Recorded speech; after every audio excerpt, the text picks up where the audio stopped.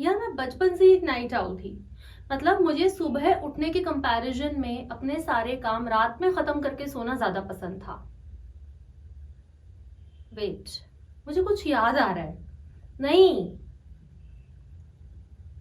मैं और मेरा भाई सुबह पढ़ाई करने के लिए उठा करते थे और मैं 5 बजे पढ़ने के लिए उठती थी और हम दोनों का 5:30 बजे तक ही झगड़ा हो चुका होता था, क्योंकि मैं बोल बोल के पढ़ती थी और वो साइलेंटली पढ़ता था। और हमारा झगड़ा इस लेवल तक पहुंच जाता था कि हमारी कॉपी बुक्स फटने की नौबत आ जाती थी। फिर पापा ने बीच में इंटरफेयर करा और उनने बोला अर्चना रात में पढ़ेगी और अतुल सुबह पढ़ेगा। अतुल मेरे भाई का नाम है। तो नहीं, I was a morning person.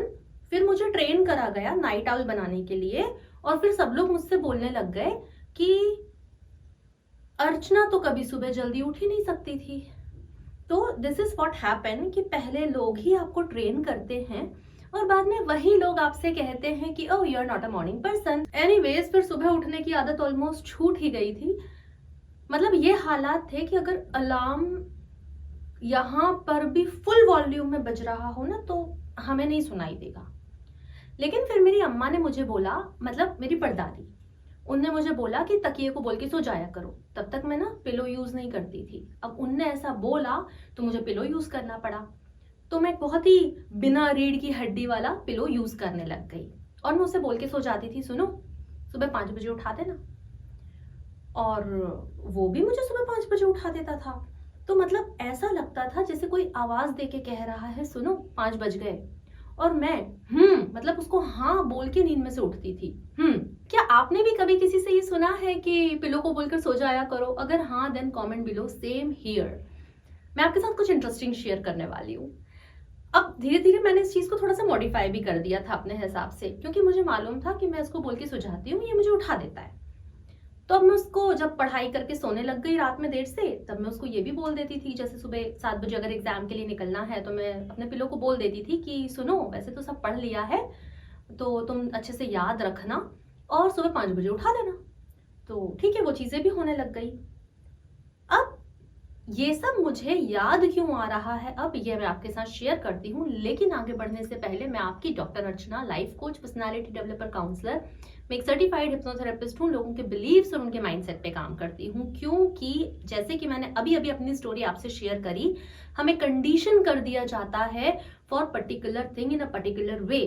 तो हमारी लाइफ अगर आज इजी है, हार्ड है, जो भी है, हमारे बिलीव्स की वजह से है। अगर आपको भी अपनी लाइफ आसानी से आसान बनानी है, इन बिलीव्स को, इन कंडीशनिंग्स को चेंज करना है, तो मैं आपसे सिर्फ एक ईमेल या व्हाट्सएप दूर हूँ। मेरा ईमेल और व्हाट्सएप दोनों ही आपको स्क्रीन और डिस्क्रिप्शन में मिल जाएंगे। अब ये सब मुझे दोबारा कैसे याद आया? एक दिन मैं एक बुक पढ़ रही थी फ्रेडरिक डॉटसन की, ये ऑथर का नाम है। उसमें एक टेक्निक का नाम लिखा था जिसका नाम था विस्पर टेक्निक। ठीक है, अब ये विस्पर टेक्निक क्या थी? ये एग्जैक्टली वही थी जो हम बचपन से कर रहे हैं, अपने पिलो को बोलकर सोने वाली बात। आपको जो भी आपके विश या आपके डिजायर है उसको एक बार धीरे से विस्पर करके मतलब फुसफुसा के, सुनो मेरी ये विश फुलफिल कर देना, ऐसा वाला टोन। तो बस ऐसा करके आपको सो जाना है। अच्छा, हम पिलो को भी ना सिर्फ एक ही बार बोलते थे 5 बजे उठा देना। हम ऐसे जाप नहीं करते थे कि सुनो पिलो 5 बजे उठा देना, हम ऐसा नहीं करते थे। उस बुक में भी यही मेंशन है कि आपको सिर्फ एक या मैक्सिमम 3 बार बोलना है कि थैंक यू, मेरा ये काम हो चुका है।